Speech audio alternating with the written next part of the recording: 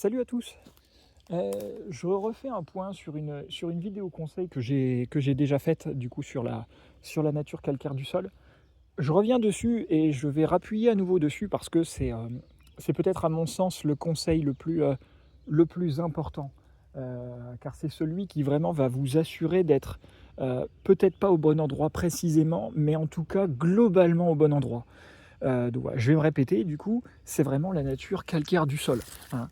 Heu voilà, là, on a vraiment sur du calcaire, plus, avec vraiment des très, très, très grosses pierres. Pour en revenir à ça, comme je vous le disais, là, les vidéos conseils ne concernent donc que je vous fais là, ne concernent que la morie conique. Je reviendrai sur les conseils pour trouver des mories communes et vulgaires en grand nombre plus tard. Vous allez voir que ce n'est pas tout à fait la même chose, hein. On ne cherche pas les mêmes biotopes d'une espèce à l'autre, hein. Ça, c'est très, très, très important. Donc voilà, pour en revenir à ces coins du coup qui sont très calcaires qu'il faut rechercher, je rappelle que la morie conique est beaucoup plus difficile en termes en termes de besoin de calcaire que la morie commune. Donc voilà, la morie conique, il faut vraiment chercher des sols très calcaires. Et vous voyez là par exemple, je suis sur le spot où j'avais trouvé quelques vidéos en arrière, une très très grosse morie pourrie, très très tôt dans la saison.